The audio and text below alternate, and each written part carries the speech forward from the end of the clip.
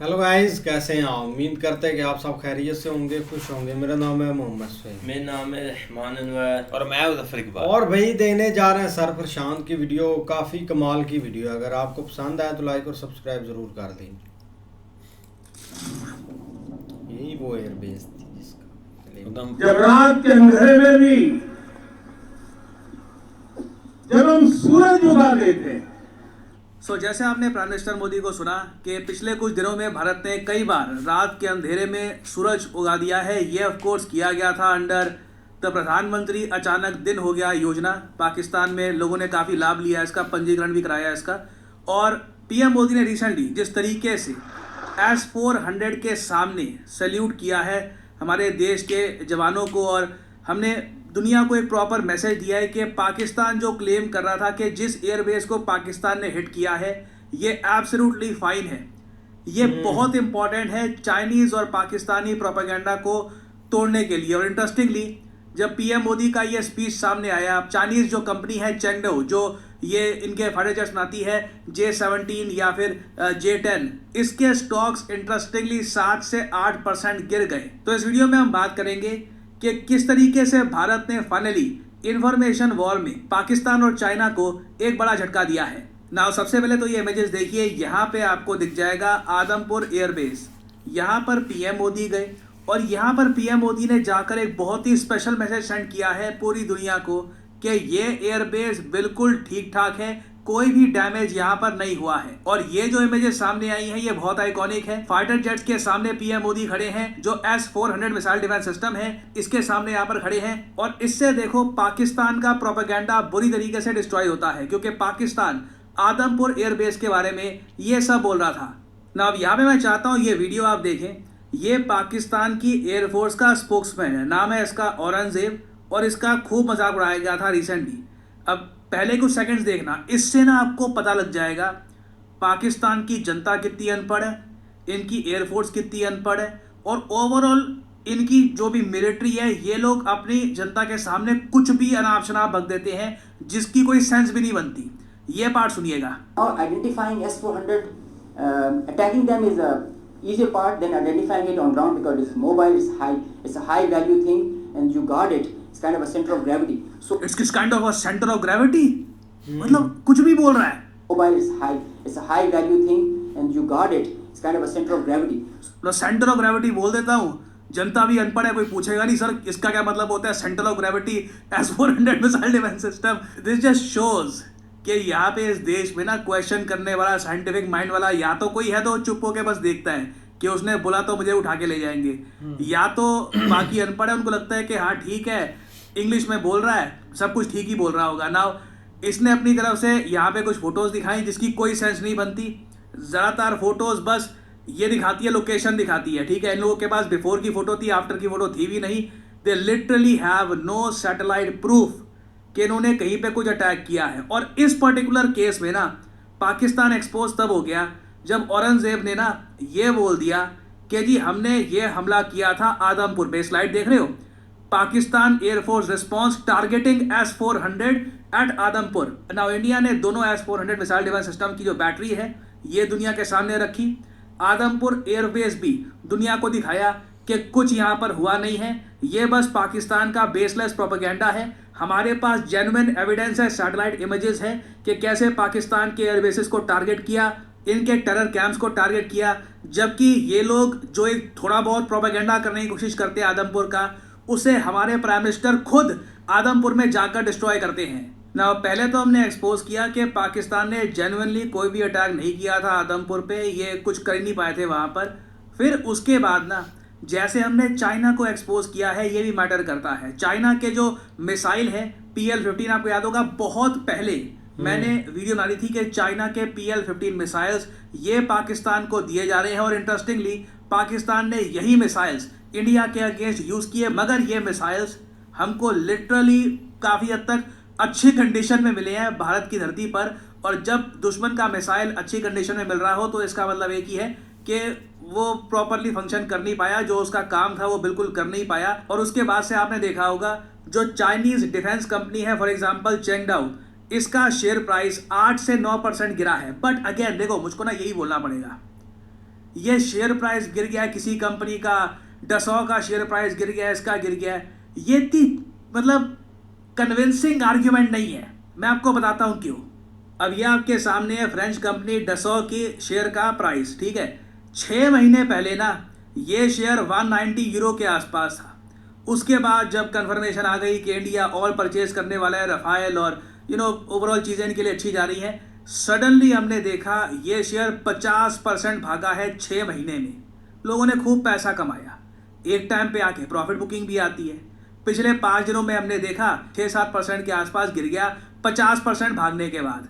I mean, ये कोई ज़्यादा अनोखी बात नहीं है। कोई किसी ने भी अगर शेयर मार्केट में थोड़ा बहुत भी कुछ देखा हो उसको पता है दिस इज़ वेरी नॉर्मल। और फ्रांस में तो ये बात की जा रही है, जो ये हल्का सा करेक्शन डसॉ में आया भी था ना, उसका मेन रीज़न यही है कि इनको उम्मीद थी कि इंडिया पाकिस्तान के साथ वॉर में फंस जाएगा, फिर डसॉ के और बहुत सारे फाइटर जेट्स हम ऑर्डर करते रहेंगे, इनका बिजनेस बढ़ता रहेगा।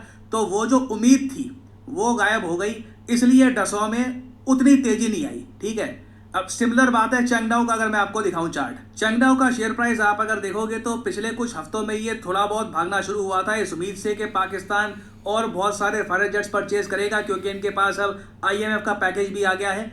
और अब जो रिपोर्ट्स आ रही है कि इनके फाइटर जेट्स गिरे हैं, इनके मिसाइल भी, इनके जो बाकी मिलिट्री इक्विपमेंट है ये भी प्रॉपरली फंक्शन नहीं कर पाए, तो इनका शेयर अब जेन्युइनली स्लाइड कर रहा है। बट अगेन, इसको लेकर ना किसी को टारगेट करना, it does not make a lot of sense. But Pakistan की तरफ से वो लोग बार बार डसॉ कंपनी के शेयर प्राइस को पकड़ के बैठ गए थे कि देखो जी 5-6% नीचे हो गया, 5-6% नीचे हो गया। जबकि आप अगर सोच कर देखें, पाकिस्तान के लिए सबसे ज़्यादा चिंता का विषय ये होना चाहिए कि HQ9 एयर डिफेंस सिस्टम जो इन्होंने चाइना से परचेज किया है, जो दूर से लगता है कि S300 या S400 की एक सस्ती सी कॉपी बनाने की कोशिश करी गई है, इंडिया ने इसे एक सस्ते ड्रोन के साथ कैसे डिस्ट्रॉय कर दिया। ये जेन्युइनली पाकिस्तान को सोचना होगा। और एक्चुअली पाकिस्तान को ये भी सोचना होगा कि ये Chinese air defence system purchase कर क्यों रहे हैं, क्योंकि चाइना क्या खुद के एयर डिफेंस सिस्टम पे भरोसा करता है? तो इसका आंसर है नहीं। चाइना ने खुद भी तो लिया है ना S400 मिसाइल डिफेंस सिस्टम। हमारे केस में तो देखो, हम तो साफ साफ कहते हैं हमारे पास long range air defence system है नहीं। हम अभी प्रोजेक्ट कुशा पर काम कर रहे हैं। प्रोजेक्ट कुशा के अंडर हमें उम्मीद है कि हम made in India long range air defence system खुद का बनाएंगे। ऑलराइट, चाइना ने तो खुद का बना रखा है, तब भी इन लोगों को इतनी ज़्यादा इनसिक्योरिटी क्यों है कि इन्होंने S400 मिसाइल डिफेंस सिस्टम अलग से जाकर रशिया से परचेज किया, चाहे उसके बदले में USA के सैंक्शन भी झेलने पड़े। क्यों हुआ ऐसा? पाकिस्तान को सोचना होगा ना कि जब चाइना खुद के मिसाइल डिफेंस सिस्टम पे भरोसा नहीं करता तो पाकिस्तान क्यों कर रहा है? और जो रिजल्ट है ये सरप्राइजिंग नहीं है। और इंडिया तो अब ओपनली कह रहा है कि हो सकता है कि हम S400 मिसाइल डिफेंस सिस्टम की और बैटरीज परचेज करें, इसकी परफॉर्मेंस बहुत अच्छी रही है। और मुझको यहाँ पर यह बोलना पड़ेगा कि वेस्टर्न न्यूज़ आउटलेट्स बिना वजह पाकिस्तान को ना इंफॉर्मेशन वॉरफेयर में फेवर कर रहे हैं। आप नोट करना, BBC ऐसे आर्टिकल छाप रहा है कि पाकिस्तान के लोगों ने कहा कि अचानक से आसमान लाल हो गया था, मगर ये लोग ये नहीं बता रहे कि इंडिया ने किस तरीके से पाकिस्तान का मिसाइल डिफेंस सिस्टम डिस्ट्रॉय किया। पाकिस्तान जो मिसाइल डिफेंस सिस्टम यूज़ कर रहा है, चाइना खुद उसका भरोसा नहीं करता। चाइना खुद S400 missile defence system use करता है। और अब तो खैर रशिया ने रिसेंटली बताया जा रहा है, अगेन ये कंफर्म नहीं है बट कुछ सोर्सेज से बताया जा रहा है कि रशिया बिल्कुल S500 missile defence system India के साथ मिलकर बनाना चाहता है। So India is very much sorted. Missile defence system के मामले में हमारे पास बहुत सारी ऑप्शंस हैं। प्रोजेक्ट कुशा के अंडर हम खुद काम कर रहे हैं अपने मिसाइल डिफेंस सिस्टम पर। S500 पर भी काम कर सकते हैं इन द फ्यूचर हम विद रशिया। ऑब्वियसली US को ये बात पसंद नहीं आएगी, बट मैं ये कहूँगा फाइनली हम लोग खुद अपने दम पर with proper evidence, with raw truth Pakistan को इंफॉर्मेशन वॉरफेयर में भी हरा रहे हैं। आप लोग यकीन नहीं करेंगे कितने सारे लोगों लो जी भाई, काफ़ी इंटरेस्टिंग वीडियो थी। और देखा जाए ना तो भाई इस चीज़ का बड़ा एक हल्ला हुआ है पाकिस्तान में। आदमपुर जो एयर बेस है ना, उसको भाई इन्होंने एक टारगेट किया था, S400 को टारगेट किया था। तो इधर काफ़ी ना एक हलचल मच गई थी। अब जब ऐसा एक माहौल बना था तो लोग ऐसे एक उखलाए हुए थे भाई, हर एक न्यूज़ पर, हर एक सोर्स पर भाई वो एक यकीन करना स्टार्ट कर दिया था उन्होंने। और आदमपुर की एक क्लियर इनके पास एक एविडेंस नहीं था। बाकी एक औरंगजेब ने जो भी एक सैटेलाइट एक फ़ोटो दिखाए थे ना, वो भी एक सर बोल रहे हैं कि वो भी एक फेक हैं, वो भी मतलब कि नहीं डिस्ट्रॉय हुआ। और कल भाई सारी चीज़ें एक क्लियर होगी जब पीएम मोदी भाई उधर गए हैं और उन्होंने आदमपुर एयरबेस के सामने फ़ोटो और S-400 के सामने फ़ोटो एक अपलोड की है, तो तब लोगों को जाकर एक पता चला है कि एयरबेस को कोई नुकसान नहीं हुआ और पाकिस्तान ऐसे एक प्रोपेगेंडा कर रहे थे। लेकिन कुछ भी कहा जा सकता है। अब देखो ना, एक सारी एयरबेस से इधर पाकिस्तान में जो जो हिट हुई थी अभी तक उनको भाई कोई एक डिटेल नहीं है, अंदर ना मीडिया जाने दे रहे हैं, ना एक वो एक डिटेल दे रहे हैं कि इधर कितना एक नुकसान हुआ है, किस किस चीज़ को एक हिट किया गया है। लेकिन एक इंडिया की ये एक बड़ी एयरबेस थी जिसके ऊपर भाई S-400 भी एक तैनात था और इधर भाई उन्होंने जाकर सारा फ़ोटो वीडियो और सारी चीज़ें एक दिखा दिया है और ये सारा फेक प्रोपेगेंडा था। आप देखो ना, इंफॉर्मेशन जो वारफेयर है ना, ये काफ़ी एक डेंजरस होता है। यही होता है कि एक लोगों को आप कितना एक एंगेज कर लेते हैं, लोगों को अपनी तरफ कितना एक खींच लेते हैं। अब ज़्यादा हमने जो नुकसान किया होता है उसका कोई एक केयर नहीं होती, लेकिन जब अगर एक लोग बोलना स्टार्ट कर देना कि वाकई आपने तो बहुत मारखा मार लिया, हमने उनके धचिए उड़ा दिए हैं, तो तब एक इधर के लोग बैठे भी भाई यकीन करना स्टार्ट कर देते हैं और लोगों को एक अपने आप पर कॉन्फिडेंस होता है कि हमने भी भाई उधर काफ़ी एक चीज़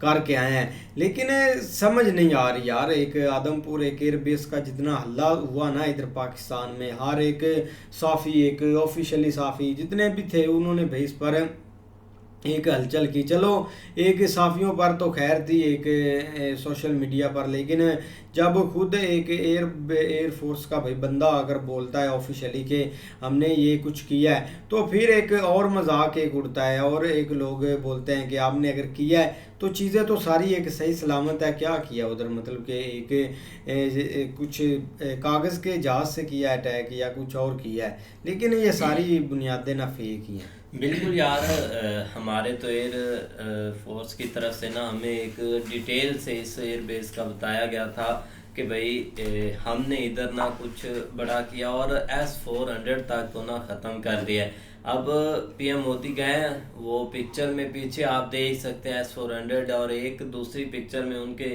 साथ एक जेट खड़ा हुआ है। तो एक बहुत अच्छी उन्होंने पिक्चर भी और एक वहाँ जाकर एक स्पीच की, वहाँ जाकर देखा और पूरी एक वीडियो जो है ना वो उन्होंने रिलीज़ किया कि आप देख सकते हैं कि इस एयर बेस के ऊपर भाई कुछ हुआ ही नहीं है, कुछ भी नहीं हुआ। अब जितने भी इन्होंने चाहे प्रोपेगेंडा किया या ऐसे मिस इन्फॉर्मेशन फैलाई है वो तो अब एक ख़त्म हो गया। अब ये नहीं पता कि इन्होंने भाई कौन सी एयर बेस है जो इंडिया की जिसके ऊपर कुछ ऐसा किया है कि भाई जो हम बोल सकें कि इंडिया को भाई हमने ये टारगेट किया है या इंडिया की ये एयर बेस के ऊपर कुछ अटैक हुआ है। लेकिन ऐसा कुछ भी नहीं, अभी तक तो भाई कोई भी हमारे चीज़ सामने नहीं आए, क्योंकि इन्होंने तब आए थे एक रेड सर्कल लगाकर ऐसे पिक्चर्स दिखाई थी, क्योंकि पिक्चर जो इंडिया ने दिखाई है वो उसमें भाई आफ्टर बिफोर दोनों की थी, लेकिन ये भाई बाद की सिर्फ दिखा रहा है बिफोर की कि भाई हम देख लिया ऐसा किया। बाकी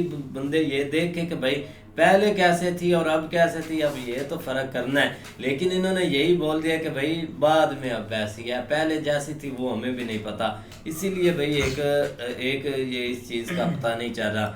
लेकिन जो भी है ना भाई, इनको थोड़ा सा ना ये काम करके ना एक लोगों को अंगेज ज़रूर कर लिया, अपने लोग पाकिस्तान के जो लोग हैं ना इनके साथ फिर से एक थोड़ा यकीन बन गया है कि हम भाई आर्मी है।